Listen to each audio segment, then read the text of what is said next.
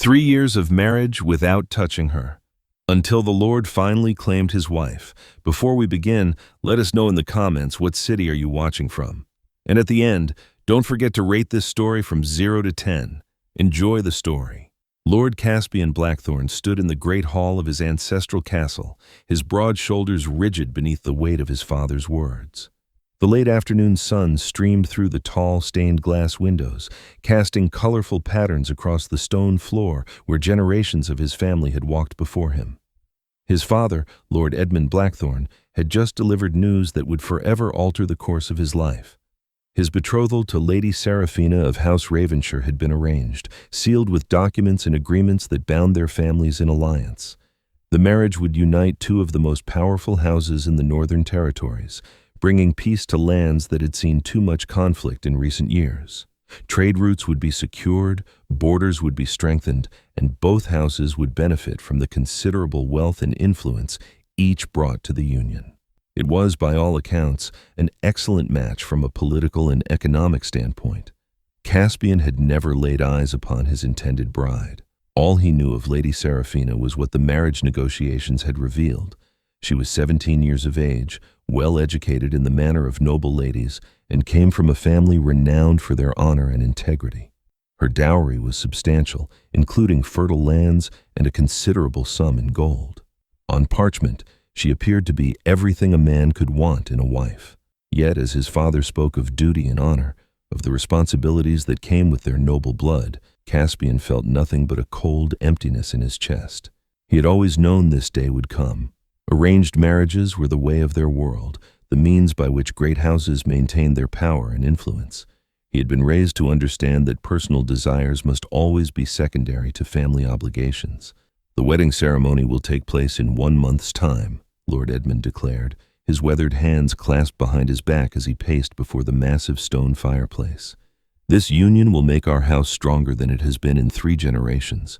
The Ravenshire lands border our own to the east, and their alliance will give us control over the main trade route to the capital. Caspian nodded his acknowledgement, his dark eyes fixed on the family crest carved into the mantelpiece above the hearth. A black hawk with outstretched wings, talons extended, ready to strike. The Blackthorn motto was inscribed beneath, "Honor through strength." He had lived by those words his entire life, and he would continue to do so now. But something deep within him rebelled against this fate. Throughout his 24 years, he had harbored a secret dream that seemed foolish now in the harsh light of reality. He had always hoped to marry for love, just as his parents had done. Edmund and Margaret Blackthorn had been wed in an arrangement similar to his own, yet they had found genuine affection and deep companionship in their union. Their marriage had been a source of strength and joy for both of them, until his mother's death 5 years prior. "I will marry her," Caspian said quietly, his voice carrying the weight of resignation. "But I will not pretend to care for someone I do not know." His father's expression darkened, deep lines creasing his weathered face. "You will learn to care for her, my son. Lady Seraphina is said to be a good and virtuous young woman. Beauty and grace are hers in abundance, according to all accounts. More importantly, she comes from a family that values honor and loyalty above all else." Caspian walked slowly to the tall window that overlooked his lands, his boots echoing against the stone floor. Outside, the sun was beginning its descent toward the horizon, painting the sky in shades of gold and crimson. The rolling hills and forests that stretched as far as the eye could see would soon belong to him and his unknown bride.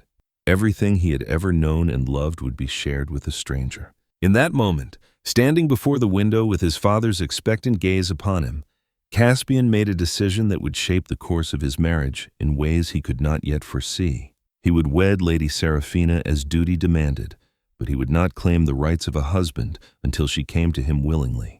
He would not force intimacy or affection where none existed naturally. If love was to grow between them, it would have to bloom of its own accord. The decision brought him a measure of peace, though he could not have explained why. Perhaps it was the knowledge that he would maintain some small measure of control over his fate, or perhaps it was simply the comfort of having made a choice in a situation where so many choices had been made for him. 3 days before the wedding, Lady Seraphina's carriage arrived at Blackthorn Castle. Caspian watched from his tower window as the procession made its way through the main gates, banners bearing the Ravenshire coat of arms fluttering in the autumn breeze. Her family's colors were deep purple and silver, and their crest featured a raven perched upon a thorn bush, a symbol that seemed somehow fitting for a union between their houses. The carriage was elegant, but not ostentatious, drawn by 4 matched gray horses that stepped proudly across the cobblestones of the courtyard. Behind it came several wagons laden with trunks and belongings, along with a modest retinue of servants who would remain to attend their new mistress. When the carriage finally came to a stop, Caspian felt his breath catch in his throat. The young woman who emerged was more beautiful than he had dared to imagine.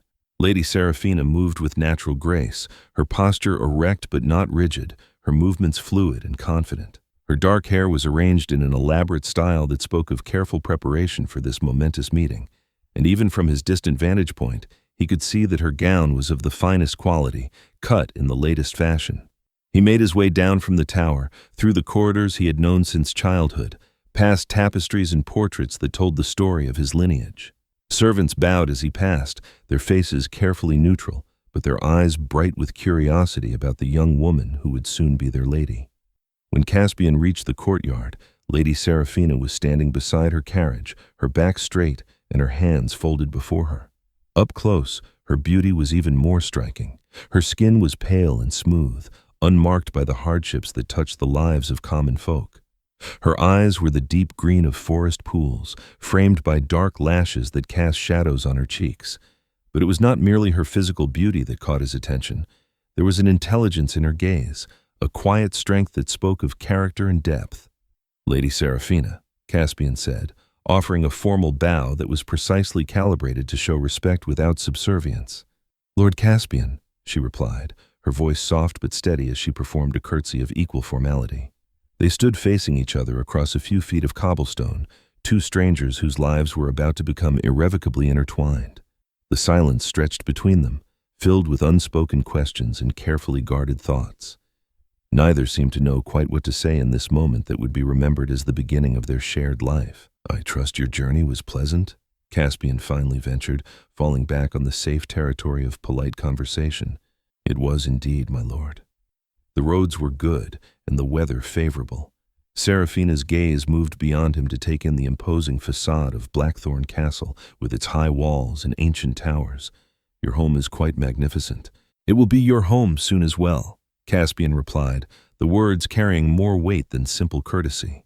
Seraphina nodded, her expression thoughtful. "So it will." That evening they dined together in the smaller hall typically used for family meals.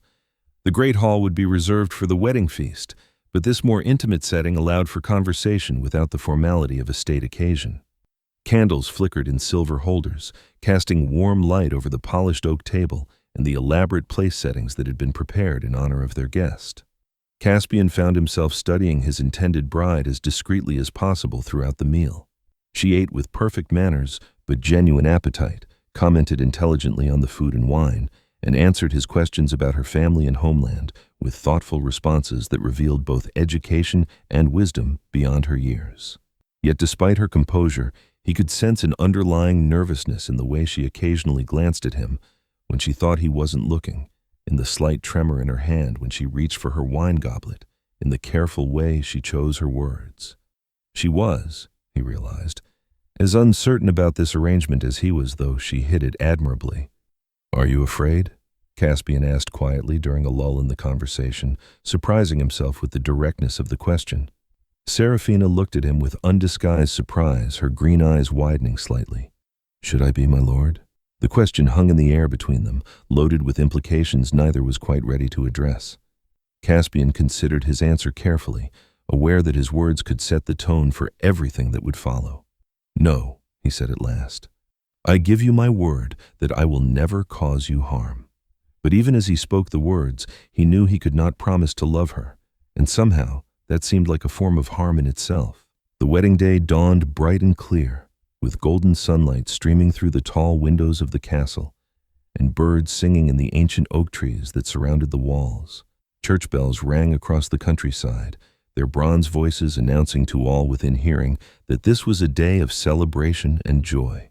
Seraphina had spent the morning hours in careful preparation, attended by her own maid and several of the castle's serving women who had been assigned to assist her. Her wedding gown was a creation of breathtaking beauty, fashioned from ivory silk that had belonged to her grandmother and passed down through 3 generations of Ravenshire brides. The dress had been altered to fit her perfectly, with a fitted bodice that emphasized her slender waist and full skirts that rustled with each movement. Delicate pearls had been sewn into intricate patterns across the bodice and sleeves, catching the light with every breath she took. Her dark hair had been arranged in an elaborate coiffure, woven with ribbons and tiny white flowers that had been gathered from the castle gardens that very morning. A veil of finest lace, another family heirloom, had been carefully arranged to frame her face while allowing her beauty to shine through. As she prepared for the ceremony, Serafina found herself thinking of her parents, both lost to illness in recent years. Her father had been a good man, devoted to his family and his people, while her mother had been renowned for her kindness and wisdom. They had loved each other deeply, despite the fact that their own marriage had begun as a political arrangement. She drew comfort from this knowledge, hoping that perhaps she and Lord Caspian might find a similar happiness. The church where the ceremony would take place was ancient, its stone walls having witnessed countless marriages, christenings, and funerals over the centuries. Today, it was decorated with autumn flowers and greenery, their rich colors complementing the golden light that streamed through the stained glass windows. Every pew was filled with nobles from the surrounding territories, all come to witness the union of 2 great houses. Caspian waited at the altar, resplendent in his finest clothing. He wore a doublet of midnight blue velvet, richly embroidered with silver thread in patterns that echoed his family's heraldic symbols. His dark hair had been carefully groomed, and his family's ceremonial sword hung at his side, its jeweled hilt catching the light. He looked every inch the noble lord he was born to be, but his expression was carefully controlled, revealing nothing of his inner thoughts. When the great doors of the church opened and Serafina began her solitary walk down the aisle, a collective intake of breath rippled through the assembled guests. She was a vision of bridal beauty, moving with measured grace despite the weight of her elaborate gown and the hundreds of eyes upon her. Without a father to escort her, she walked alone, her chin held high and her gaze fixed steadily ahead. Caspian felt his heart begin to race as she approached. Up close, with the soft light filtering through her veil, she looked ethereal, almost otherworldly in her beauty. For a moment, he allowed himself to imagine what it might be like if this were a true love match, if the woman walking toward him was doing so out of joy rather than duty. The ceremony itself passed in a blur of ancient words and sacred rituals. The priest's voice echoed through the stone space as he spoke of the sanctity of marriage, of the bonds that would unite not just 2 people, but 2 families, 2 bloodlines, 2 futures. When the moment came for the exchange of vows, both Caspian and Serafina spoke clearly and without hesitation, their words carrying to every corner of the church. Do you, Caspian, take Serafina to be your lawfully wedded wife, to have and to hold, in sickness and in health, for richer or poorer, as long as you both shall live? I do, Caspian said, his voice strong and sure, carrying none of the doubt that churned in his heart. Do you, Serafina, take Caspian to be your lawfully wedded husband, to have and to hold, in sickness and in health, for richer or poorer, as long as you both shall live? I do, she whispered, though her voice was soft enough that those in the back rows had to strain to hear. The rings were blessed and exchanged, circles of gold that would symbolize the eternal nature of their bond. When Caspian slipped the wedding band onto Serafina's finger, their hands touched for the first time, and he was surprised by the warmth of her skin and the slight trembling in her fingers. You may now kiss your bride, the priest announced, his voice filled with the satisfaction of a ceremony completed successfully. This was the moment Caspian had been dreading. He reached up slowly and lifted Serafina's veil, revealing her face completely for the first time. Her green eyes met his, wide and uncertain, and for a heartbeat, the entire world seemed to pause around them. Then, instead of claiming the kiss that was his right as her new husband, Caspian stepped back slightly and spoke so quietly that only she could hear. I will wait.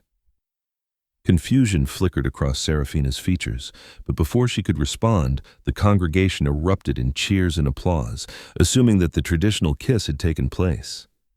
Rice and flower petals rained down upon them as they turned to face their guests, now husband and wife in the eyes of God and the law. But between them, an invisible wall had been erected, one that would prove far more difficult to tear down than either of them could have imagined. The wedding feast that followed was a magnificent affair, with tables groaning under the weight of elaborate dishes and fine wines. Musicians played in the gallery above the great hall, filling the space with melody and harmony that seemed to celebrate the joy of the occasion. Guests danced and laughed, toasting the health and happiness of the newly married couple with increasingly enthusiastic abandon as the evening wore on. Yet throughout it all, Caspian and Serafina sat side by side at the high table like two actors playing roles they had not chosen for themselves. They smiled when appropriate, accepted congratulations graciously, and maintained the facade of a contented couple. But the distance between them was palpable to anyone who cared to look closely. When the evening finally drew to a close, and the last of the guests had been escorted to their chambers, Caspian and Serafina found themselves alone for the first time as husband and wife. They stood in the corridor outside their chambers, the weight of expectation heavy in the air between them. "Good night, Lady Serafina," Caspian said formally, offering a slight bow. "Good night, my lord," she replied, confusion evident in her voice. Without another word, Caspian turned and walked away toward the tower room that had been hastily prepared for his use. Behind him, Serafina stood in the doorway of what should have been their shared chamber, watching him disappear into the shadows.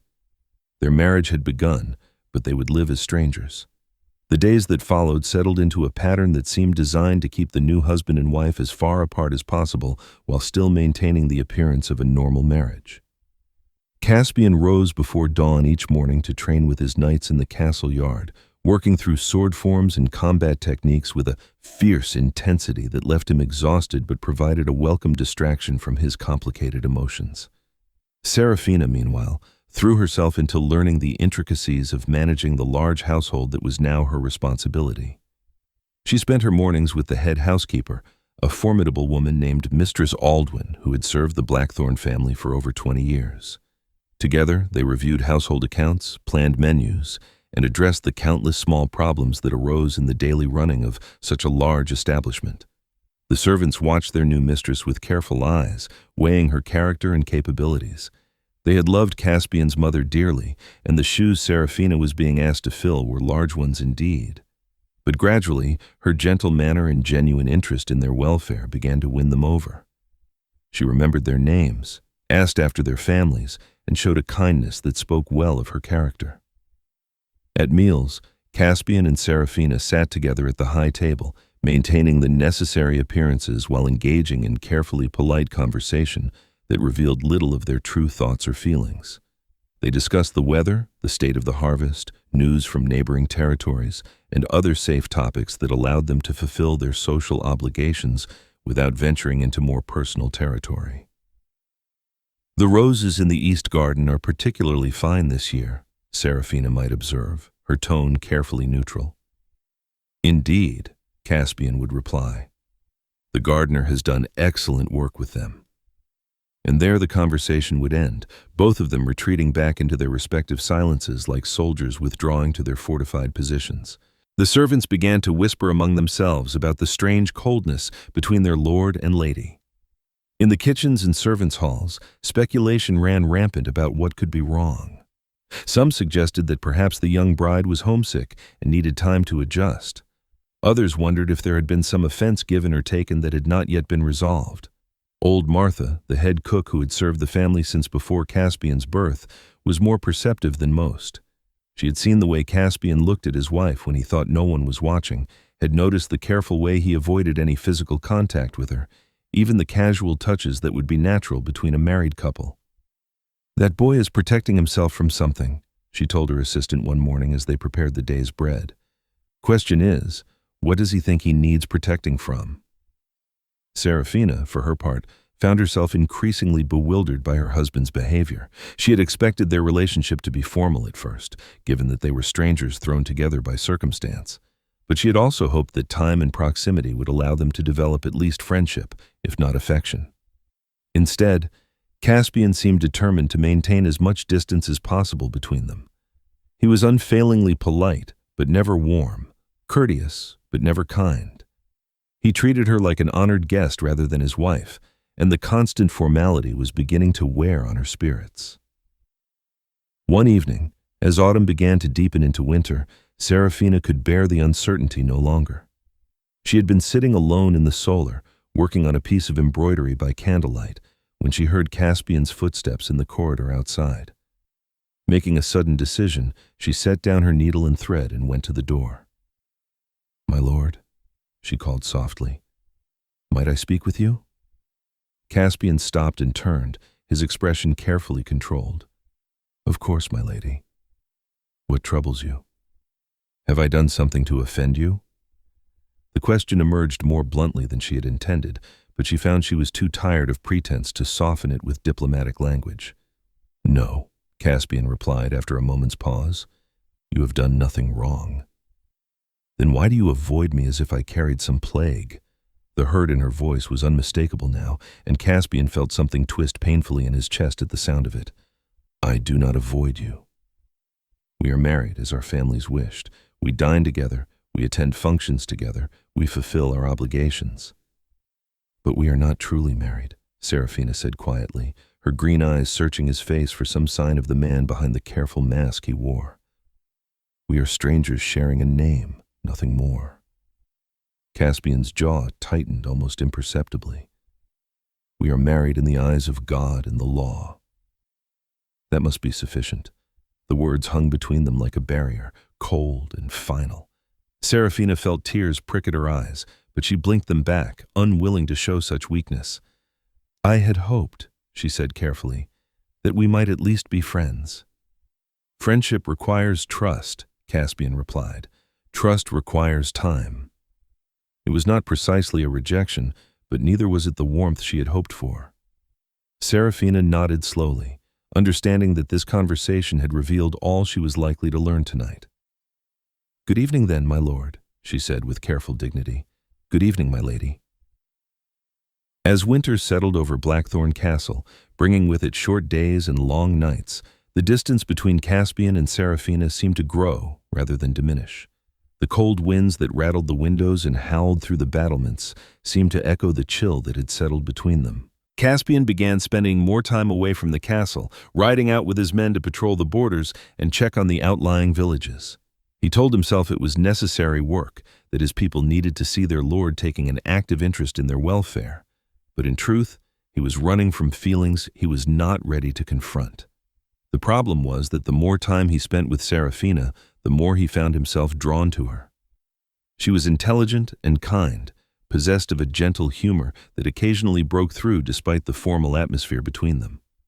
When she smiled, which happened rarely but memorably, it transformed her entire face, making her even more beautiful than he had first thought possible. She had taken to spending time in the castle gardens, even in the cold weather, working with the gardeners to plan improvements for the spring. Caspian sometimes watched her from his tower window, noting the way she moved with unconscious grace, the way the servants responded to her gentle authority, the way she seemed to bring life and warmth to everything she touched. It was precisely this growing attraction that frightened him. He remembered too well the lesson Elena had taught him about the dangers of caring too much, of giving someone else the power to destroy him. Better to maintain his walls, to keep his heart safely guarded, than to risk that kind of pain again. But his strategy was not without its costs. The more he pulled away from Serafina, the more isolated he became. He found himself dining alone more often, claiming urgent business that required his immediate attention. He spent long hours in his study, poring over ledgers and reports that could easily have waited until morning. Meanwhile, Serafina was learning to navigate her new life with grace and determination, despite the loneliness that was her constant companion. She threw herself into her duties as mistress of the castle, working to improve conditions for the servants and finding ways to make the ancient fortress more comfortable and welcoming. She established a routine of visiting the village regularly, bringing food and medicine to families in need and listening to their concerns. The common folk began to love her as they had loved Caspian's mother, appreciating her genuine care for their welfare and her willingness to use her position to help them. But at night, when her duties were done and the castle had settled into quiet, Serafina would sit alone in her chamber and wonder what she had done wrong to deserve such coldness from the man who was supposed to be her partner in life. She wrote long letters to her aunt, the only family she had left, pouring out her confusion and hurt onto parchment that she often never sent. The winter seemed endless, filled with gray days and bitter winds that made even the warmest rooms in the castle feel chilly. But gradually, almost imperceptibly, the season began to turn. The days grew slightly longer, the wind lost some of its bitter edge, and here and there, the first tentative signs of spring began to appear. It was during this time of transition that fate intervened in the form of raiders from the northern borderlands. They swept down on one of Caspian's villages like wolves, burning homes and stealing livestock, threatening the innocent people who depended on their lord for protection. The news reached the castle just after dawn, brought by a young boy who had ridden through the night to summon help. Caspian was in the armory when the message arrived, checking the condition of weapons and armor that might be needed for the spring training season. Without hesitation, he ordered his knights to prepare for immediate departure. This was exactly the kind of crisis that demanded swift action and decisive leadership. As lord of these lands, he had a sacred duty to protect his people, regardless of any personal considerations. The battle, when it came, was fierce but brief. The raiders had not expected such a rapid response, and they were no match for Caspian's well-trained knights fighting on familiar ground. But in the heat of combat, Caspian took risks that perhaps he should not have, driven by a reckless energy that had more to do with his inner turmoil than with tactical necessity. A raider's sword found its mark across his ribs, slicing through his armor and into the flesh beneath. The wound was not life-threatening, but it was deep enough to send him tumbling from his horse, blood flowing freely onto the muddy ground. His men quickly rallied around their fallen lord, driving off the remaining raiders and securing the area. But Caspian was unconscious when they lifted him, his face pale from blood loss and the shock of his injuries. The ride back to Blackthorn Castle was the longest journey any of them had ever undertaken. Knights who had faced death beside their lord countless times found themselves praying to any god who might listen, begging for their master's life to be spared. When the gates of the castle came into view, they were met by Serafina herself, who had been watching from the walls since word of the battle had reached them. She took one look at Caspian's still form and immediately took charge, her training as a noble lady having included extensive knowledge of healing and medicine. "Bring him to our chamber," she commanded, her voice steady despite the fear that clutched at her heart. "Send for the castle's healer immediately and have the servants prepare hot water and clean linens." For the next 3 days, Serafina did not leave Caspian's side. The castle's healer, an elderly man named Master Aldrich, had cleaned and stitched the wound, applied healing salves, and done everything his considerable knowledge could accomplish. But the fever that followed was severe, and there were long hours when Caspian's life hung in the balance. Serafina sat beside his bed through it all, cooling his fevered brow with damp cloths, dripping water between his parched lips, and watching over him with the dedication of the most devoted nurse. She had dismissed the servants, insisting on caring for her husband herself, and she refused all suggestions that she should rest. On the third night, when Caspian's fever finally broke and his breathing became easier, Serafina allowed herself to doze in the chair beside his bed. Her hand rested on the coverlet near his, and sometime during the night, without conscious thought, Caspian reached out and covered her fingers with his own. When morning came and Serafina woke to find their hands joined, she felt something shift in her heart. For the first time since their wedding, Caspian had reached for her, had sought connection rather than distance. "How do you feel?" she asked softly when his eyes opened and focused on her face. "Better," he replied, his voice hoarse from the fever but stronger than it had been. "You saved my life." "You are my husband," Serafina said simply. "Where else would I be?" The words hung in the air between them, heavy with meaning that neither was quite ready to explore fully. But something had changed in those 3 days and nights. The wall between them had developed its first crack, and through that crack, the possibility of something warmer began to filter in. In the days that followed Caspian's recovery, a subtle shift occurred in the dynamics between him and Serafina. The near brush with death had stripped away some of the careful formality that had characterized their relationship, leaving them both more aware of what they might lose if fate were less kind the next time. Caspian began joining Serafina for breakfast, a meal they had previously taken separately. Their conversations remained somewhat stilted at first, but gradually they began to share more personal thoughts and observations. Serafina told him about her childhood in her family's castle, about the lessons her mother had taught her, and the books that had shaped her thinking. Caspian found himself sharing memories of his own youth, stories of his training as a knight, and his gradual assumption of responsibility for the estate. "Your mother sounds like she was a remarkable woman," Caspian said one morning after Serafina had told him about her mother's work with the sick and poor. "She was," Serafina replied, a soft smile crossing her features. She believed that nobility was about service, not privilege. She used to say that God had given us wealth and position so that we could help those who had less. "A wise philosophy," Caspian observed. "I have noticed that you share her dedication to caring for others." The compliment, small though it was, brought color to Serafina's cheeks.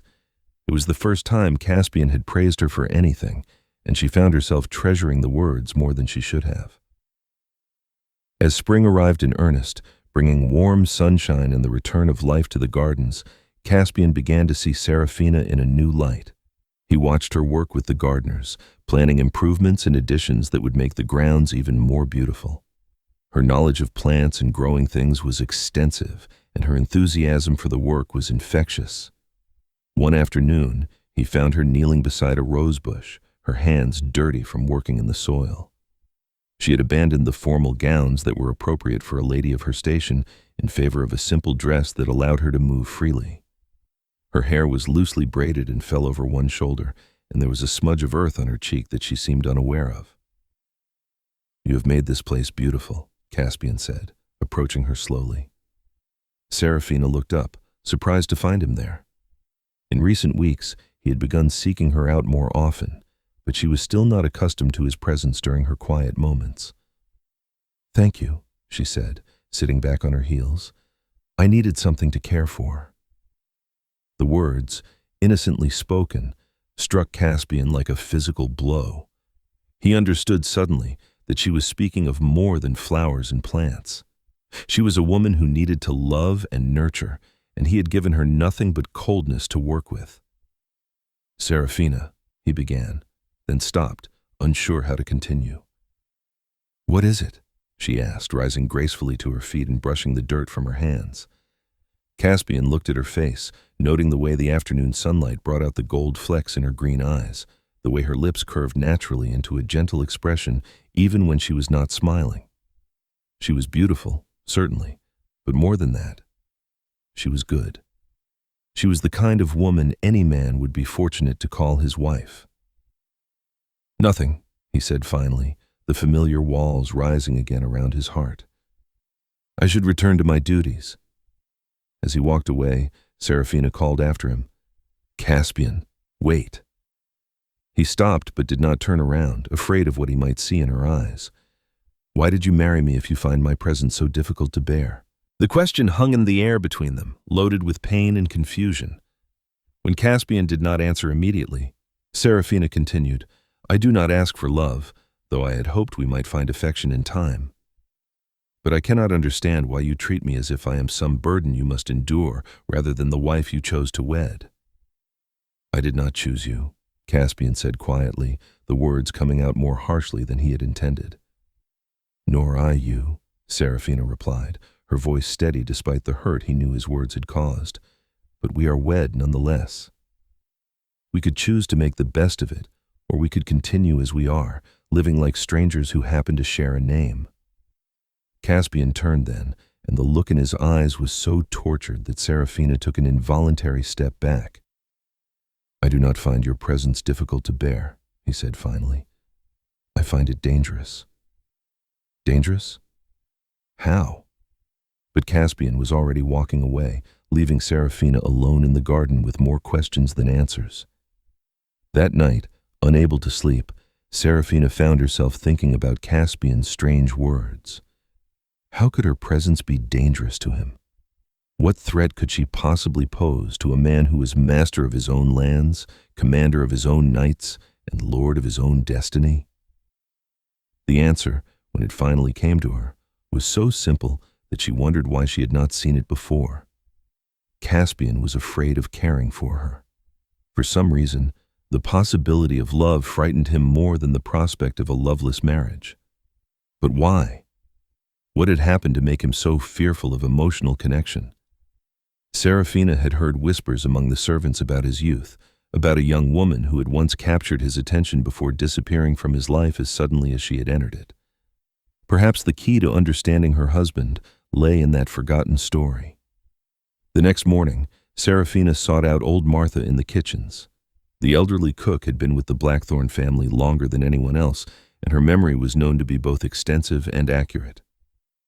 "Martha," Serafina said, settling onto a stool beside the large work table where the cook was kneading dough for the day's bread. "Tell me about my husband's youth. What was he like before we married?" Martha's hands never paused in their rhythmic work, but her eyes sharpened with interest. "Why do you ask, my lady?" "Because I'm trying to understand him. There is something that haunts him, something that makes him afraid to let anyone too close. I thought perhaps you might know what it is." The old cook was quiet for a long moment, considering her words carefully. The loyalty she owed to Caspian warred with her growing affection for Serafina and her desire to see both of them find happiness. "There was a young woman," Martha said finally. "This was some years ago, when Lord Caspian was perhaps 19 or 20. Her name was Elena, and she was the daughter of a wealthy merchant who had business dealings with the family." Serafina listened intently as Martha told the story of Caspian's first love, of how completely he had given his heart to a woman who ultimately proved unworthy of such devotion. When the tale was finished, many things about her husband's behavior began to make sense. "He loved her deeply?" Serafina asked. "As deeply as a young man can love," Martha confirmed, and when she left him for a richer prospect, it nearly destroyed him. He was different after that, harder and more guarded. He built walls around his heart that he has never allowed anyone to breach. "Until now, perhaps?" Serafina suggested hopefully. Martha studied her young mistress with wise old eyes. "Perhaps. But those walls have been in place for a long time, my lady. It will take more than a few kind words to bring them down." That evening, Serafina made a decision that would change the course of her marriage. Instead of waiting for Caspian to come to her, she would go to him. Instead of accepting the distance he maintained, she would find ways to bridge it. She had the patience to wait for love, but she would not spend the rest of her life as a stranger to her own husband. She found Caspian in his study, bent over a collection of ledgers and correspondence that seemed to require his constant attention. The room was lit by candlelight, casting dancing shadows on the walls lined with books and maps. "Might I speak with you?" she asked from the doorway. Caspian looked up, and in the flickering light she could see the weariness in his eyes. "Of course. Please, come in." Serafina entered the room and closed the door behind her, then took the chair across from his desk. For a moment, they simply looked at each other. Two people who had been married for months but were only now beginning to see past their carefully constructed facades. "I have been thinking about what you said yesterday," Serafina began, "about finding my presence dangerous." Caspian set down his quill and leaned back in his chair, his expression growing wary. "Serafina, please let me finish. I think I understand now what you meant. You are afraid of caring for me because someone else you cared for once caused you great pain." The accuracy of her perception made Caspian's chest tighten. "It does not matter. The past is the past. It matters if it is keeping us from having any kind of future together," Serafina said gently. "I am not asking you to love me, Caspian. I am not even asking you to try, but I am asking you to stop pushing me away as if I were your enemy rather than your wife." Caspian was quiet for a long time, his dark eyes studying her face in the candlelight. Finally, he spoke. "When I was younger, I believed that love was the most important thing in the world. I thought that if two people cared for each other deeply enough, everything else would work itself out. And now? Now I know better. Love makes a man weak. It gives someone else the power to destroy him completely. Serafina felt her heart ache for the pain she heard in his voice. Is that truly what you believe?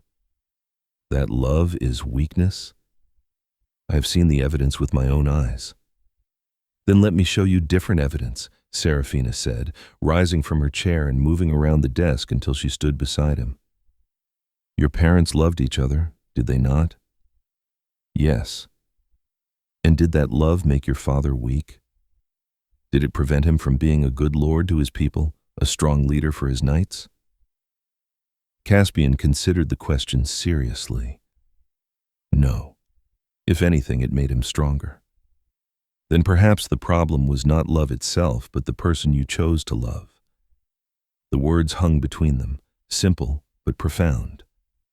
Serafina reached out slowly and placed her hand over his, feeling the strength in his fingers and the slight tremor that ran through him at her touch. I cannot promise that I will never hurt you, she said softly. No one can make such a promise. But I can promise that I will try every day to be worthy of whatever trust you choose to give me. Caspian looked down at their joined hands, feeling the warmth of her skin against his own. For so long, he had held himself apart, protecting his heart behind walls of ice and stone. But here was this woman, this gentle, persistent woman, offering him something he had convinced himself he no longer wanted. I do not know how to trust anymore, he admitted, his voice barely above a whisper. Then we will learn together, Serafina replied, one day at a time. The conversation that night marked a turning point in their relationship, though the changes were gradual and subtle at first. Caspian began to relax his rigid formality around Serafina, allowing glimpses of the man beneath the carefully constructed mask he had worn for so long. Their conversations became less stilted, more natural, as they discovered shared interests and compatible viewpoints on many subjects. Serafina learned that her husband was far more complex than she had initially realized. Beneath his stern exterior lay a man of deep intelligence and surprising sensitivity. He was well-read, with opinions on philosophy and poetry that revealed a contemplative nature hidden from the world. He possessed a dry sense of humor that emerged occasionally, usually when he thought no one was paying attention. Most importantly, she began to see evidence of the kindness that made him beloved by his people. She watched him settle disputes between villagers with patience and fairness, saw him personally ensure that elderly retainers were cared for in their declining years, and witnessed his genuine concern for the welfare of everyone under his protection. You are a good lord, she told him one evening as they walked through the castle's great hall, noting the way the servants' faces lit up when he acknowledged them. I try to be, Caspian replied. My father taught me that leadership is a privilege that must be earned every day. He taught you well. Their walks became a regular occurrence, sometimes through the castle's corridors, sometimes in the gardens that Serafina continued to improve and expand. These quiet moments together allowed them to talk without the pressure of formal meals or public appearances, and gradually, the wall between them began to develop more cracks.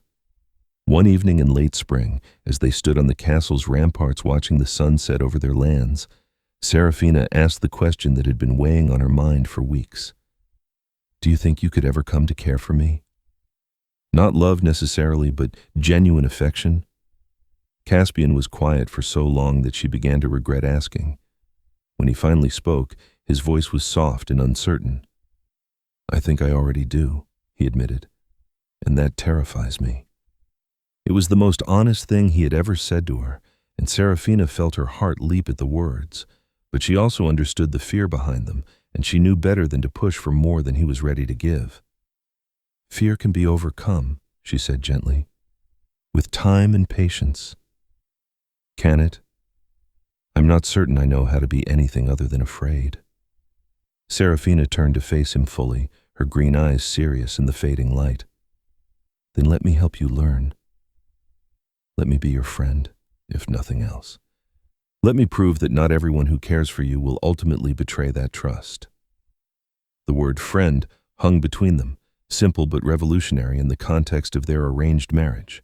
It was a starting point, a foundation upon which something stronger might eventually be built.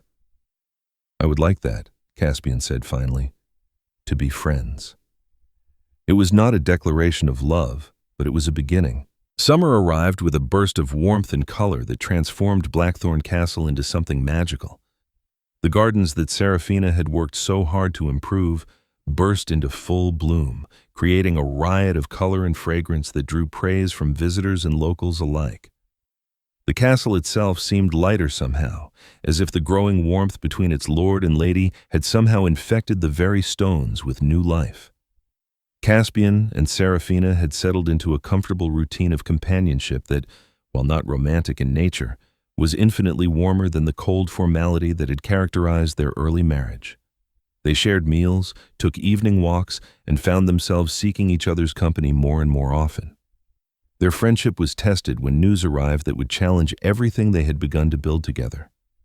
A plague had struck several villages in the eastern part of their territory, and the death toll was rising daily. The castle's healer was overwhelmed, and many of the local people were too frightened to venture out of their homes to seek help. "I want to go to them," Serafina announced during their morning meal, her face set with determination. "These people need help, and I have knowledge of healing that might save lives." Caspian's immediate reaction was one of protective alarm. "Absolutely not. It is far too dangerous. You could be infected yourself, and then what good would you be to anyone?" "These are our people," Serafina replied firmly. "If I hide in safety while they suffer and die, what kind of lady does that make me? What kind of person?"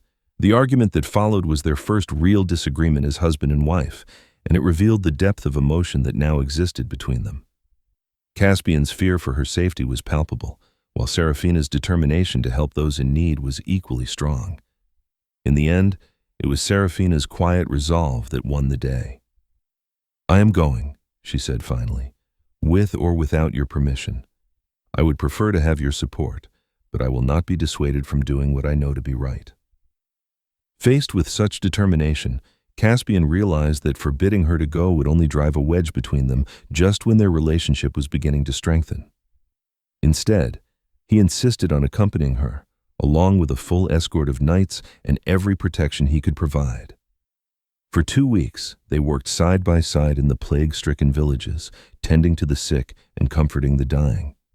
Serafina's knowledge of herbal remedies and healing techniques proved invaluable, while Caspian's presence reassured the frightened villagers that their lord had not abandoned them in their hour of need. It was exhausting, heartbreaking work. They lost far too many patients, including children whose deaths weighed heavily on both their hearts.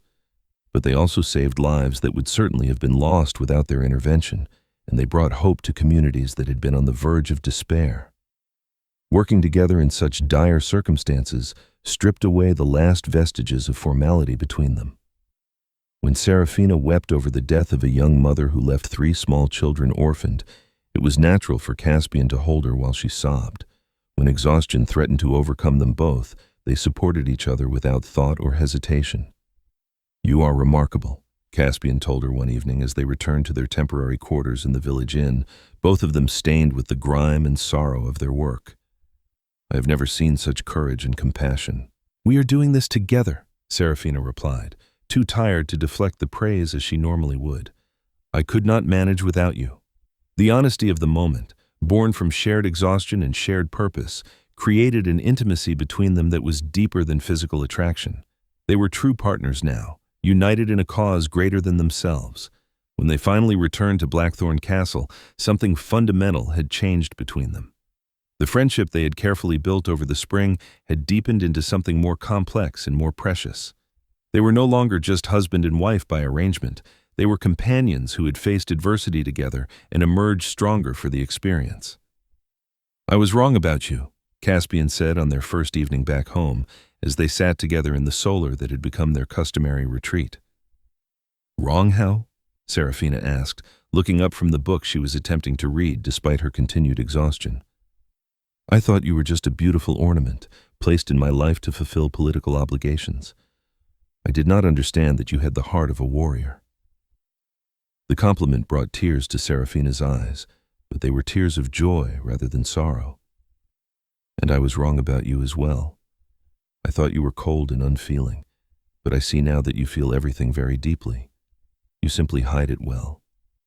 They sat in comfortable silence for a while, each lost in their own thoughts. The events of the past weeks had shown them both that their marriage had the potential to be something far more meaningful than either had originally imagined. As autumn approached once again, marking a full year since their wedding, Caspian found himself looking at his wife with new eyes. The shared experience of the plague had broken down barriers he had not even realized still existed between them. He watched her move through her daily routines with grace and purpose, noted the way she had grown into her role as mistress of the castle, observed how the servants and villagers alike turned to her for guidance and comfort. She was, he realized, everything a man could want in a partner. Beautiful, certainly, but also intelligent, brave, and possessed of a kindness that seemed to touch everyone around her. More importantly, she had proven her loyalty and dedication beyond any doubt during their time in the plague villages. The thought that she might actually care for him, not as a duty but as a choice, was beginning to seem less impossible. Her actions spoke of genuine affection, and her eyes held a warmth when she looked at him that had nothing to do with obligation. But still, the fear remained. The memory of Elena's betrayal was like a scar that had never properly healed, creating tender spots that ached whenever he allowed himself to hope for too much. Love, he had learned, could be a weapon as easily as it could be a gift. One evening in early autumn, as they walked through gardens that were beginning to show the first touches of seasonal change, Serafina broached a subject that had been weighing on her mind. "Do you ever think about children?" she asked, her voice carefully casual. The question caught Caspian off guard. Of course he thought about children. As the lord of a great house, the continuation of his bloodline was a constant consideration. But in the context of their strange marriage, the subject had taken on complicated dimensions. "I think about the future of the house," he replied carefully. "An heir will be necessary eventually." "But do you think about children themselves? Not just as heirs, but as little people to love and raise and watch grow into adults?" Caspian considered the question seriously. "I suppose I do. My own childhood was happy, for the most part. I would want to give that same happiness to my own children." "Children would change everything between us," Serafina said quietly. "The current arrangement we have, it could not continue if we had a family." She was right, of course. Children would require them to become a true family unit, not just two people sharing a name and a household. The thought was both appealing and terrifying. "Are you saying you want children?" Caspian asked. "I'm saying that I think about what our children would be like. Whether they would have your dark eyes or your stubborn streak, whether they would be tall like you or short like me, whether they would be brave or cautious or clever or kind." The wistful tone in her voice made something tighten in Caspian's chest. She was painting a picture of a future that seemed almost too wonderful to believe in, a future where they were not just married but truly united in love and purpose. "Serafina," he said softly, stopping their walk and turning to face her. "What are you really asking me?" She looked up at him, her green eyes serious in the fading light. "I'm asking if you think there is any hope for us. Not just as friends or companions, but as husband and wife in the fullest sense." The question hung between them, heavy with possibility and fraught with risk. Caspian felt the familiar war between hope and fear raging in his chest, between the desire to reach for happiness and the need to protect himself from potential pain.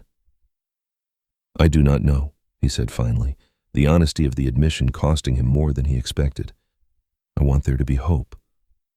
But I do not know if I am capable of being the husband you deserve." "What if we tried?" Serafina asked gently. Not with grand declarations or dramatic gestures, but just tried to see what might grow between us.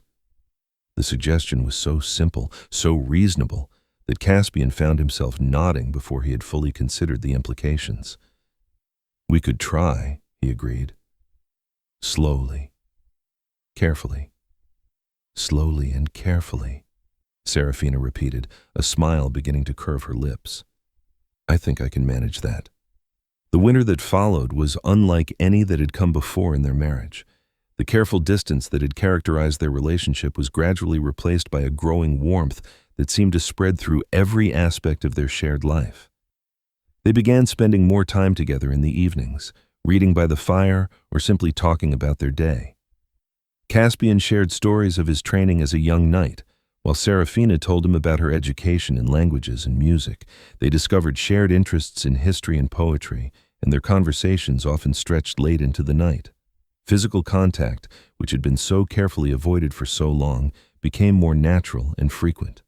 A hand on the shoulder, fingers briefly touching when passing documents, standing close enough to feel each other's warmth. These small intimacies marked the gradual breaking down of barriers that had kept them apart. The servants noticed the change, of course. Old Martha smiled to herself when she saw the way her lord's eyes followed his lady around the room, or when she caught them laughing together over some private joke. The other staff began to speak hopefully of future heirs, their voices filled with anticipation for the children that might soon fill the castle corridors with laughter. As winter deepened, bringing with it the celebration of the longest night and the promise of returning light, Caspian made a decision that surprised even himself. He asked Serafina to dance. It was during the castle's celebration of the winter solstice, and the great hall had been transformed with evergreen boughs and countless candles. Musicians played traditional melodies while couples swayed together on the cleared space that served as a dance floor. "Would you honor me with a dance?" Caspian asked, extending his hand to his wife with a formal bow that was somehow both courtly and intimate. Serafina looked at his outstretched hand for a moment, understanding that this was about more than just dancing. This was an invitation to intimacy, a willingness to be close to her in a way he had not allowed since their wedding day. "I would be delighted," she replied, placing her hand in his. The dance was a traditional one, with movements that brought partners together and apart in a pattern as old as the castle itself.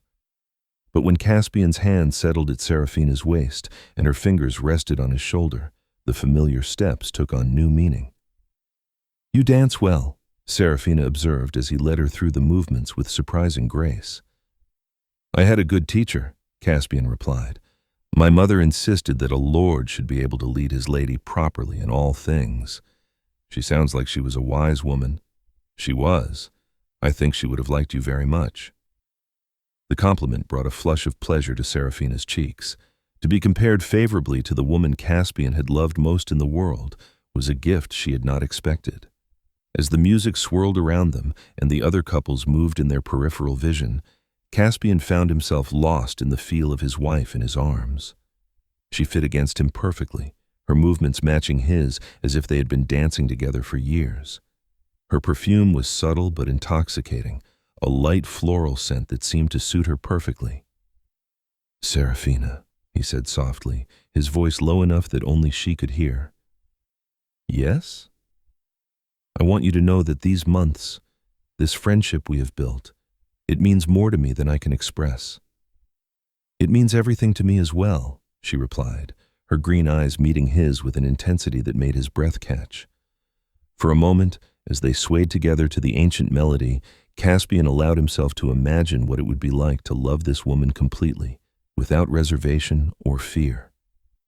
The thought was both exhilarating and terrifying, but for the first time in years, the exhilaration was stronger than the terror. Spring came early that year, bringing with it a sense of renewal and possibility that seemed to infuse every aspect of life at Blackthorn Castle. The gardens burst into bloom with an enthusiasm that matched Serafina's own spirits, and even the ancient stones of the castle seemed to warm under the gentle touch of the sun. It was during this season of new beginnings that the walls around Caspian's heart finally began to crumble in earnest. The careful friendship he and Serafina had built over the winter was transforming into something deeper and more complex, something that demanded a name he was still afraid to speak. The change became apparent one morning when Serafina failed to appear for their customary breakfast together. Concerned, Caspian went to her chambers, where he found her pale and obviously unwell, barely able to keep down even water. "You should send for the healer," he said, worry evident in his voice as he knelt beside her bed.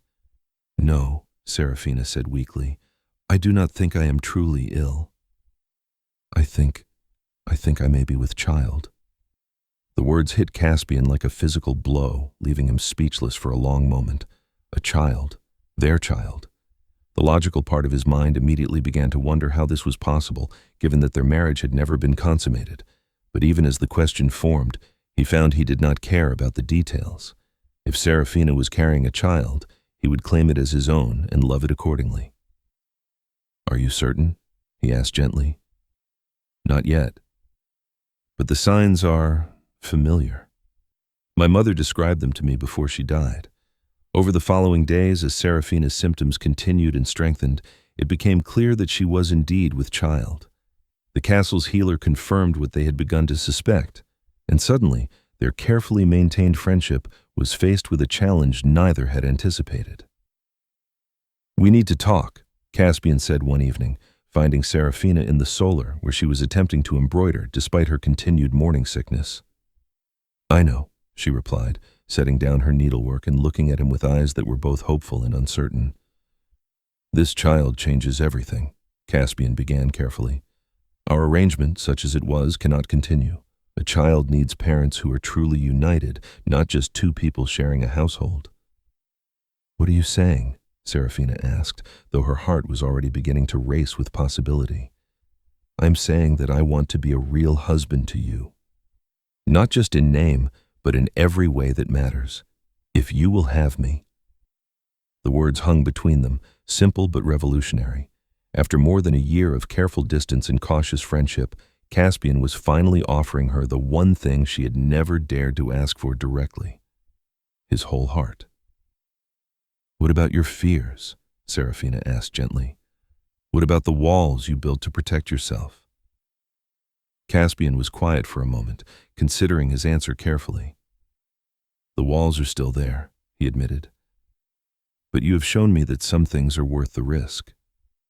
This child, this family we could have together, it is worth being brave for." Tears sprang to Serafina's eyes, but they were tears of joy rather than sorrow. "Are you certain? Once you tear down those walls, there will be no putting them back." "I do not want them back," Caspian said firmly. "I want to love you, Serafina. I want to love our child. I want to build a life with you based on truth rather than fear." "Then yes," Serafina whispered. "Yes, I will have you. I will have all of you if you are truly willing to give yourself." The kiss that followed was their first as husband and wife, tender and sweet and full of promise for the future they would build together. When they broke apart, both were breathing hard, overwhelmed by the magnitude of what they had just committed to. "I love you," Caspian said, the words emerging as naturally as breathing. "I think I have loved you for months, but I was too afraid to admit it, even to myself." "I love you too," Serafina replied, reaching up to cup his face in her hands. "I have loved you since our wedding day, when you promised to wait for me to choose you freely. This is me choosing you, Caspian. Every day for the rest of our lives, this is me choosing you." The months that followed were like a dream made real. The cold, formal marriage that had begun with duty and obligation transformed into a love story that became the talk of the entire region. Caspian moved his belongings back to the master chamber that should have been theirs from the beginning, and for the first time since their wedding night, they shared a bed and a life in the fullest sense. As Serafina's pregnancy progressed, Caspian became almost comically protective, insisting that she rest more and worry less. He took on many of her household duties himself, and he could frequently be found reading to her from books of poetry or sharing quiet conversations about their hopes and dreams for their unborn child. "What do you hope for?" Serafina asked one evening as they sat together in the garden, her hand resting on her growing belly while Caspian's arm encircled her shoulders. "A healthy child," Caspian replied immediately. "Boy or girl, it does not matter, just healthy and happy." "And what else?" Caspian considered the question seriously. "I hope our child inherits your kindness and your courage. I hope they grow up knowing they are loved beyond measure. I hope they never know the kind of loneliness I knew before you came into my life." "They will know love," Serafina assured him. "More love than they will know what to do with." Their son was born on a crisp autumn morning, almost exactly 2 years after their wedding day. The labor was long and difficult, but when Adrian finally made his appearance, he was perfect in every way. Dark-haired like his father, but with his mother's green eyes, he possessed a pair of lungs that left no doubt about his health and vigor. "He is beautiful," Caspian said in wonder, cradling his son for the first time while tears streamed down his face. "Thank you, my love. Thank you for giving me everything I never knew I needed." Parenthood transformed them both in ways they had not expected. Caspian, who had been afraid of loving too much, found himself helplessly devoted to the tiny person who depended on them for everything. He insisted on being involved in every aspect of Adrian's care, from feeding to bathing to the simple pleasure of watching him sleep. Serafina bloomed in motherhood, her natural nurturing instincts finding their perfect expression in caring for their son. But she was careful to ensure that Adrian did not become the sole focus of their relationship. She understood that a strong marriage was the foundation upon which a happy family was built. "We should have more children," Caspian announced one evening when Adrian was several months old, the baby sleeping peacefully in his cradle while his parents enjoyed a rare moment of quiet together. "Should we indeed?" Serafina replied with a laugh. "And how many children do you think would be appropriate?"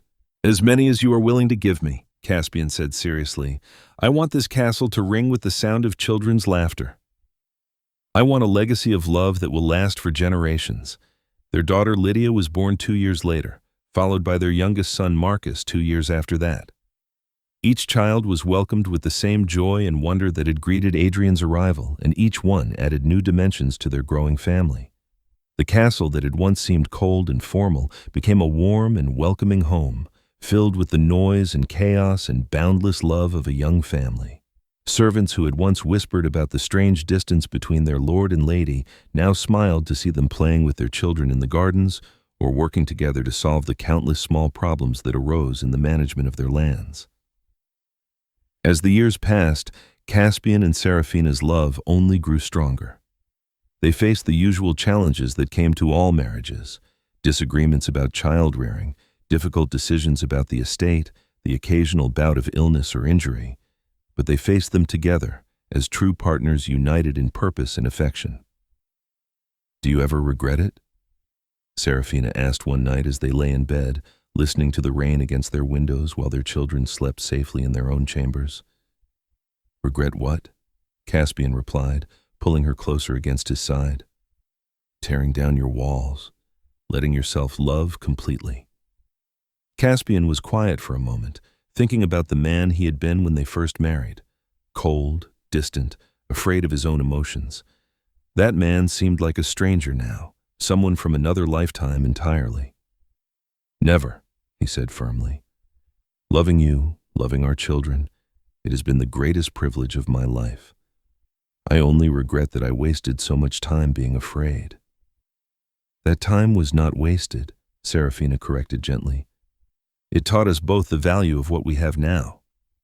It made us appreciate the love we found together." On their 10th wedding anniversary, Caspian surprised Serafina with an unexpected proposal.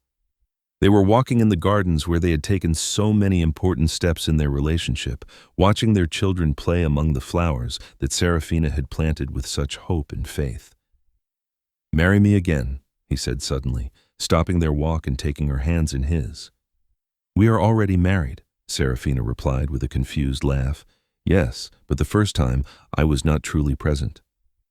I went through the motions, spoke the words, but my heart was not engaged. I want to marry you again, properly this time, with my whole soul committed to the vows I speak." Tears sprang to Serafina's eyes at the unexpected romance of the gesture. "Are you proposing to me, Lord Blackthorn?" "I am indeed, Lady Blackthorn. Will you do me the honor of becoming my wife again, knowing this time exactly what kind of man you are marrying?" "Yes," Serafina whispered, her voice thick with emotion. "Yes, I will marry you again, as many times as you like." The second wedding ceremony was a small, intimate affair held in the castle's chapel with only their children and closest friends as witnesses. But if the guest list was limited, the emotion was boundless. When they exchanged vows this time, every word was infused with the depth of feeling that had grown between them over the years. Do you, Caspian, take Seraphina to be your wife, to love and cherish, in sickness and health, for richer or poorer, as long as you both shall live?" "I do," Caspian said, his voice strong and sure, his dark eyes never leaving Seraphina's face. "With my whole heart and soul, I do." "Do you, Seraphina, take Caspian to be your husband, to love and cherish, in sickness and health, for richer or poorer, as long as you both shall live?" "I do," Seraphina replied, her voice steady despite the tears of joy that streamed down her cheeks. "Forever and always, I do." When the priest pronounced them husband and wife once again, their kiss was deep and passionate, a celebration of the love they had found and nurtured and built into something beautiful and lasting. "Now we are truly married," Caspian said against her lips, echoing the words he had spoken 10 years before, but with an entirely different meaning. "Finally," Seraphina agreed, her heart so full of happiness that she thought it might burst. That evening, as they celebrated with their children and friends, Caspian reflected on the journey that had brought them to this moment. The arranged marriage that had begun with such coldness and fear had transformed into something neither of them had dared to dream possible. They had not just found love, they had created it, nurtured it, and built upon it until it became the foundation of everything good in their lives. "No regrets?" Seraphina asked later that night, echoing the question she had posed years before. "Only one," Caspian replied. "What is that?" "That I was such a fool in the beginning. That I wasted precious time being afraid when I could have been loving you." Seraphina turned in his arms, her green eyes serious in the candlelight. "Those years were not wasted, my love. They taught us both that true love is not something that happens to you, but something you choose to create together. Every day we choose each other. Every day we choose love. That makes what we have more precious than anything that could have come easily." As they held each other in the warmth of their shared bed, surrounded by the home they had built together and the family they had created, both Caspian and Seraphina understood that they had been given something rare and wonderful. Their love story was not one of instant attraction or love at first sight. It was something far more valuable. It was the story of two people who had chosen to build love brick by brick, day by day, until they had created something strong enough to last forever. Outside their windows, the stars shone down on Blackthorn Castle, where a lord and his lady had finally claimed the love that had always been waiting for them, patient and eternal as the turning of the seasons. Their story was complete, but their love would endure for all the years to come, a testament to the power of choice and patience and the courage to hope for happiness even in the face of fear. In the end, the 3 years of distance that had marked the beginning of their marriage had only made their union stronger. They had learned that true marriage was not just about sharing a name or a bed or even a life, but about choosing each other every single day with open hearts and willing souls, building love not on the shifting sands of emotion, but on the solid foundation of commitment and trust. And they lived happily ever after, not because their love was perfect or their life was without challenges, but because they had learned the most important lesson of all, that love is not something you fall into by accident, but something you build on purpose, one choice at a time, until it becomes strong enough to weather any storm.